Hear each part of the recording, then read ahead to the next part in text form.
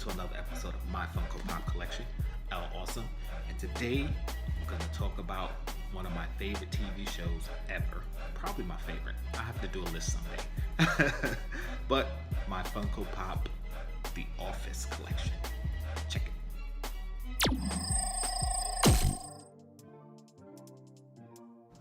Alright, so first off, I want to say I hope everybody's being safe out there. Everybody should be aware of what's going on right now. I'm not going to mention it because I know there's been like algorithms and stuff that's been taking down videos when you mention certain things, so I'm not going to go there. But be safe, do what you're supposed to do. It's not just about you and your health, it's about the health of everybody. Like, you may be fine, you pass it to somebody else, they might not be fine. So do what you got to do. All right, so that's my PSA. Anyway, first off, The Office. I know a lot of people haven't watched The Office, they have no interest in The Office. I actually worked in an office, and a lot of the stuff that happened on this show, while it doesn't directly equate to what happened in my office, I had those types of characters that I worked with. So this show just instantly became hilarious to me when the first time I saw it. And I believe I started in towards the end of season 2. So I got in right when the ball started rolling. Like, if you watch from the beginning, yeah, the first few episodes are kind of blah. I mean, they're funny and cringeworthy, but they're not the best. But once you watch through the series, and you go back, those first few episodes become hilarious because you know where the show is going. So it's not as cringeworthy. It's kind of like, holy crap. Anyway, I'm gonna start off with, the best character. Well, in some people's opinion, but I like him. And because it's the 2-pack. Michael and Toby in the 2-pack. I'm gonna open it up. I never opened this one. No, I haven't opened this one. So I'm gonna open up Michael and Toby 2-pack. One of the things I like about Pops that they continue to do is the backgrounds. Like, they got the Dunder Mifflin in there and all that stuff. That's awesome. Anyway, this episode these 2 Pops are from the episode when Toby was leaving for jury duty.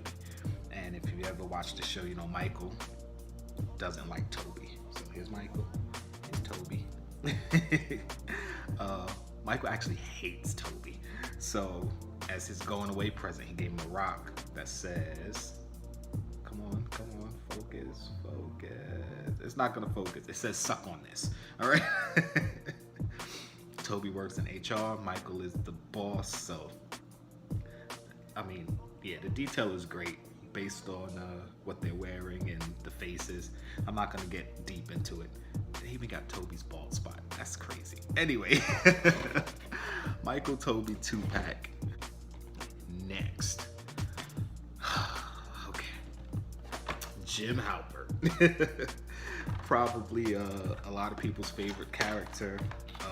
Almost every character is somebody's favorite. He wasn't my favorite character. I mean, I kind of looked at him as more of a bully because he definitely did some dangerous pranks to Dwight that wasn't necessary and could have got him really hurt, man. That's crazy. I know it's a TV show, but when you look at it realistically, like, Dwight could have died in some of those pranks. Like, how you doing pranks on a dude like that? Anyway, he's got on his name tag Dave. This was from the Halloween episode. Why is there a smear on his face? Come on, man. Anyway, it's from the Halloween episode where he dressed up as Dave because he doesn't do costumes. I actually think he says even as a kid he was never really into costumes. So, the first time they showed a Halloween episode, he put on the name tag and he was Dave. Kind of not feeling his pop too much. Now that I take it out, because around his hairline, it's not going to pick up on camera, but it doesn't look right. It's like glued and drawn. It's not, it just doesn't look right. It looks like when you glue something and then you have the traces of glue there and then it's all ragged and, it doesn't look right. Anyway, they all fell over. Next. Probably the best character. I mean, Dwight Schrute. Come on. How could you not like Dwight?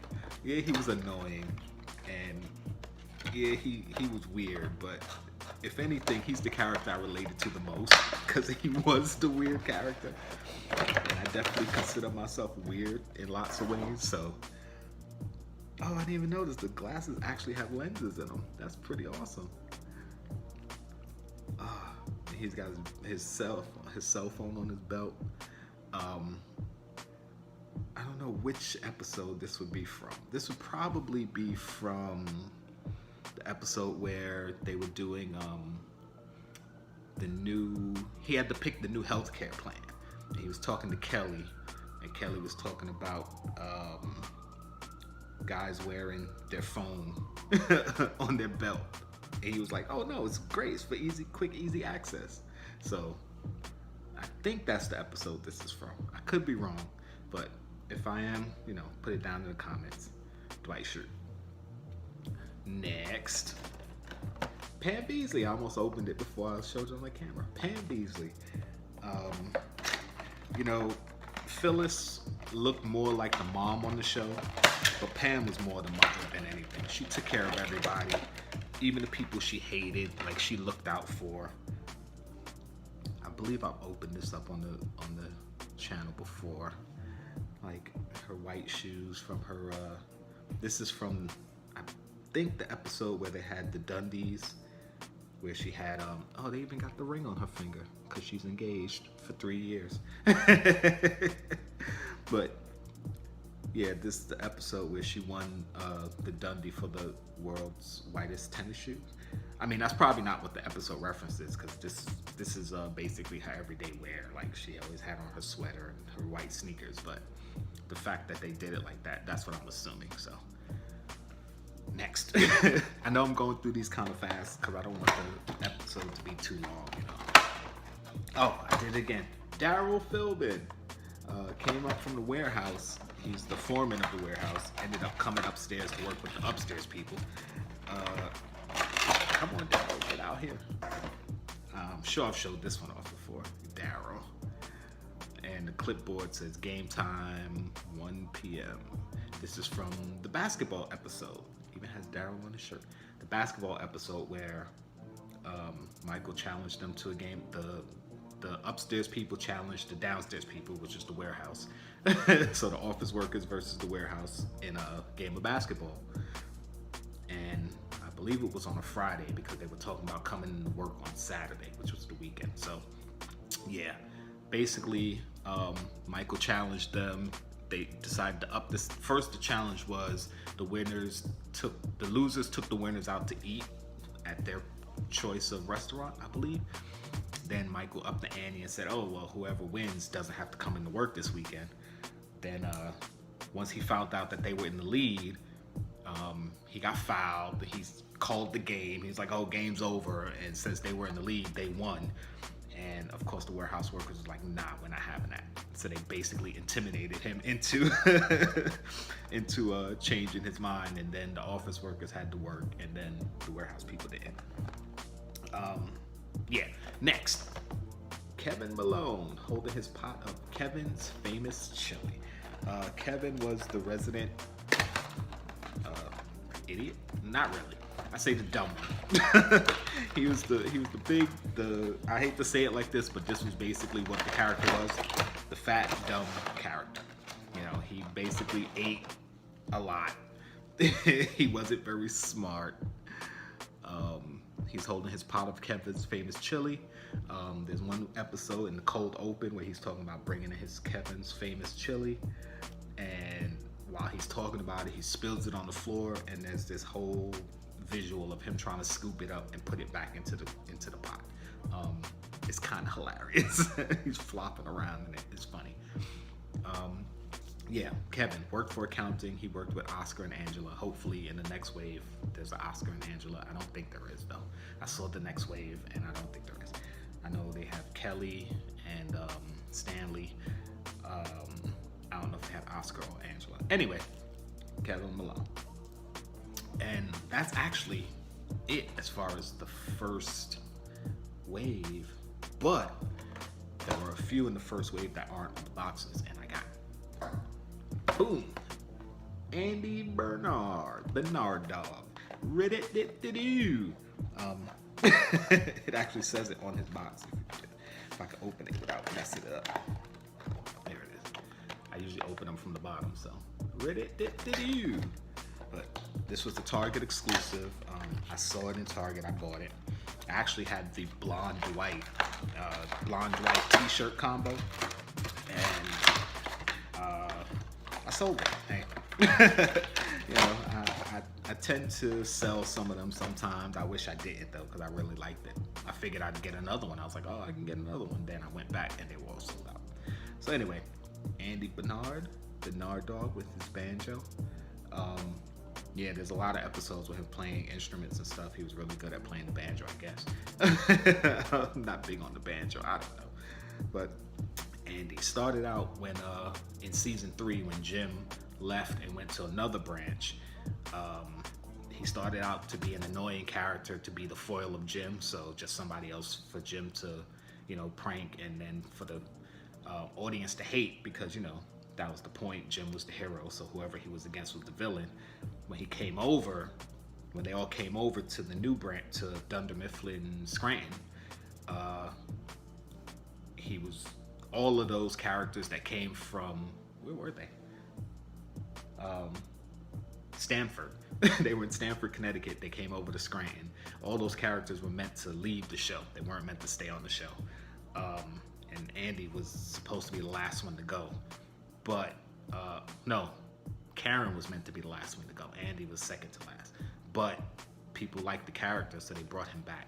I think it's because he was in the 40-Year-Old Virgin. No.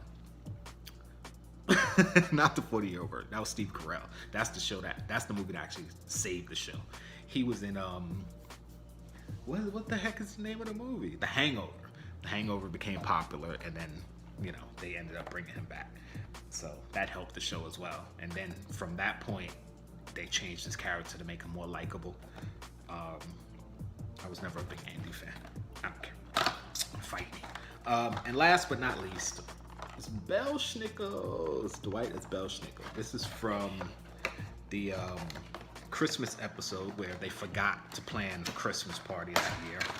So Dwight came out. He was talking about his Pennsylvania Dutch Christmas tradition, and Belschnickel is their version of Santa Claus. And I really like this pop. I like the detail in it with the whip, all the stuff he has. He's got the, he was beating people, whipping people. It was Cheer or Fear, I believe it was. If you were, impish or admirable. If you were impish, you got whipped or beat. And if you were admirable, you got a present. So this was a pretty good episode. I like this pop. I like how it looks. Dwight as Belschnickel. Out of all of the Office pops that have come out so far, Dwight has the most, because he has the regular Dwight, he has blonde Dwight, he has Belschnickel, he has Elf Dwight. There's one I'm forgetting. I'll put them up on the screen. I'm not gonna remember them all now. Anyway, that's my quick episode of my Funko Pop collection. It's probably about as long as all the rest, but I had so many pops, that's why I kind of went through them so fast. I didn't want to be sitting here talking about each character and all the episodes and why I love them, hate them, all that stuff. I might do that one day, but not now. So anyway, hope you enjoyed. Again, be safe out there. Like, share, subscribe, comment down below, whatever you like, and you'll see me next time.